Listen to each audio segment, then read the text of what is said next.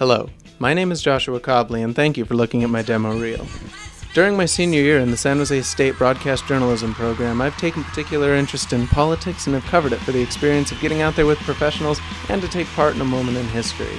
I'll always treasure the experience it gave me, as it gave me a chance to shoot shoulder to shoulder with the likes of CNN, the BBC, and Fox News, not to mention the opportunity it's afforded me to interview people like Sam Donaldson, John Kerry, Gavin Newsom, and even noted author Salman Rushdie. I love shooting, but professionally, I'm a director for KICU's Q&A with Roy Avila. I'm looking forward to the next step in what I expect to be a long career, and I hope that it can be with you. I also hope that you enjoy the interview segment and the news package I have for you at the end of this reel. Thank you for your time, and have a nice day.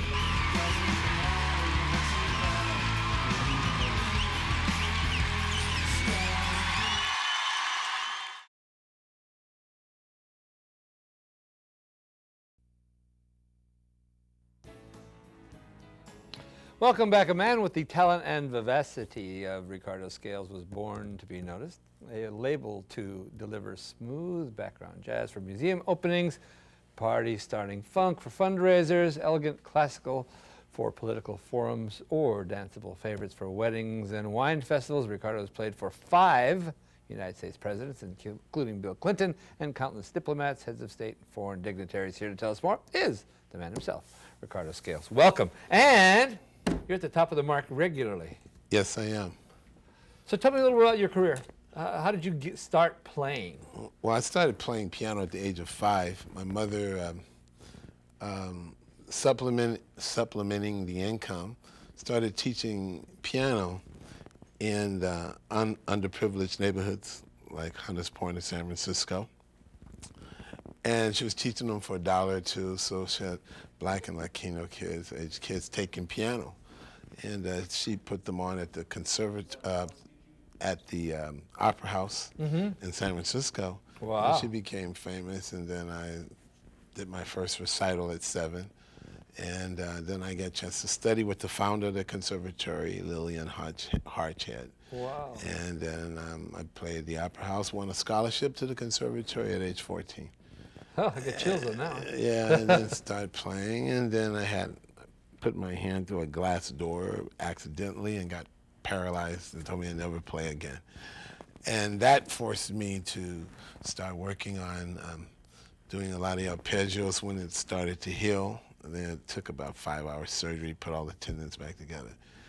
And so my therapy was playing these Liberace arpeggios and stuff.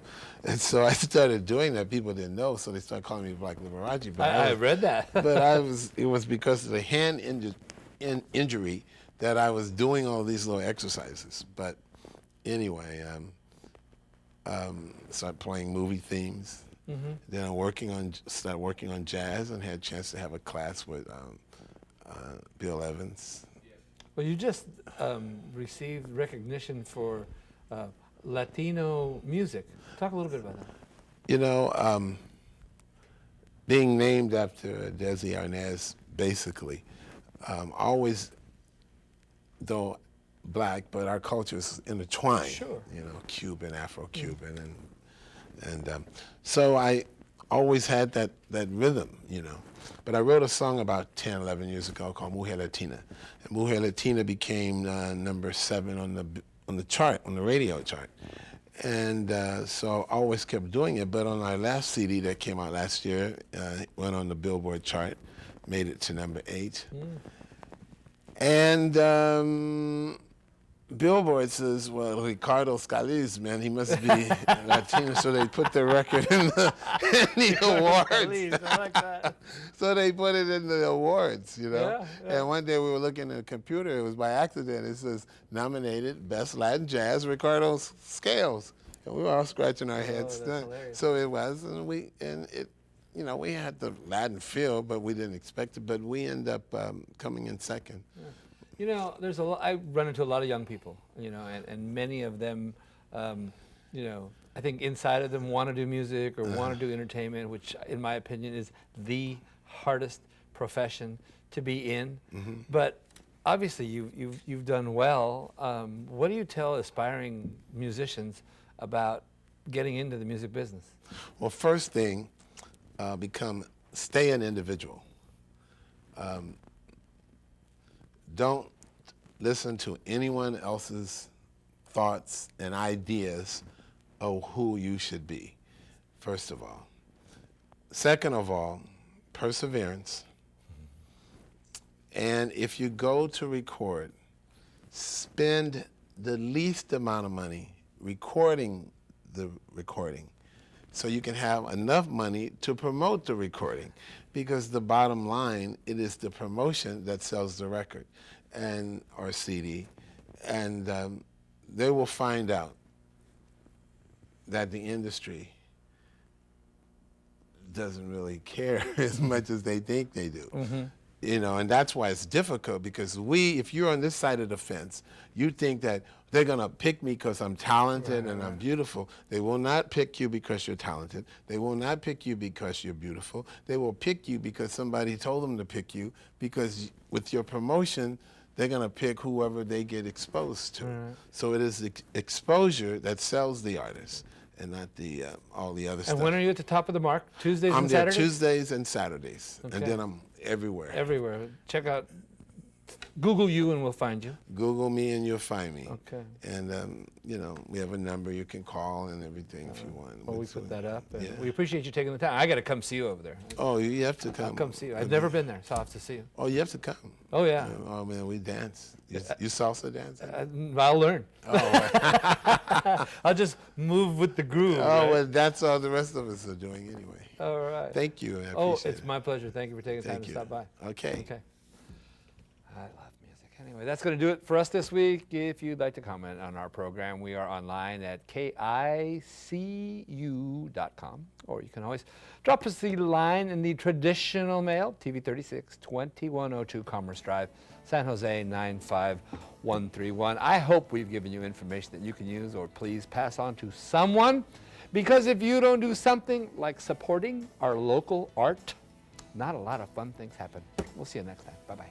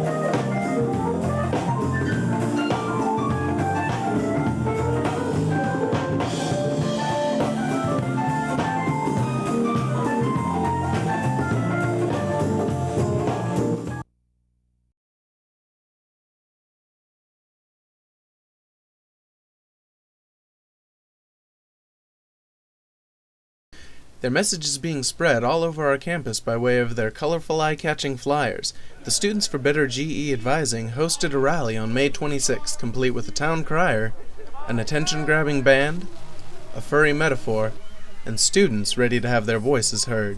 What are we mad at? Advising! What are we mad at? Advising! We are the Students for Better GE Advising, and we are furious! What we're doing is we are protesting the current advising system that we find to be a disappointment at best. At the rally, students were drawn in by the music and offered snacks and bottled water in exchange for filling out a short survey asking about their satisfaction with the GE advisors. There were 9 of us in a class that got started on a discussion about our disappointments with the system and its failures. People start, who has horror stories about this, and everybody raised their hand. Everybody had some issue that they were really pissed off about with GE advising. We continued to grow with ideas, and we created a solution that we think will work.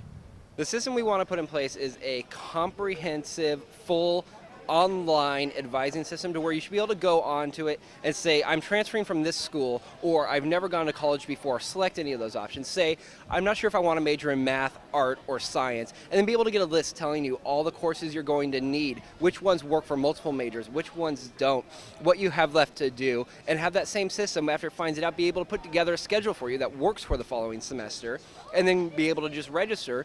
So you can go online, print out the information, skip the advising department entirely if you want, or already have the information ahead of time so that you go into the advising department and show them, this is what I came up with, what do you think? They do have an idea, and it is one possible solution. Pieces of that solution are already in process through the university, as we explained to them. And some of the things that they want are not realistic. We said that you can do a what if in there. So if, for example, I'm a chemistry major and I want to see what would happen if I changed to psychology, I can just change my major. One of the things they asked was to be able to do 3 what ifs all at one time and have it all pop up. That's not, from my perspective, realistic. That would take, you just need to run 3 different what ifs and look at them, print them and look at them. That's what I would suggest. The rally organizers claim to have put together this gathering to protest the advising system specifically, but some worry based on their flyer that this may be an attack on the advisors instead. They're monkeying around. They're not taking their job seriously enough. It's not because it's them who are trying to be a problem, but the entire system, they're not being trained properly. I don't buy it. We got a cook waiter scenario where the cook burns the food and you yell at the waiter or the waitress because we're visible. There's nobody in the lobby. If a student walked in here right now, they'd be seen in less than 3 minutes. Now in 2 weeks, I'm going to tell you exactly what's going to happen. All 30,000 students are going to come in here at the same time. And I don't mean all day long. I mean the same little 2-hour window. And then they're going to wonder why there's a 2-hour wait. On some level, students have to take responsibility for when they come into the office.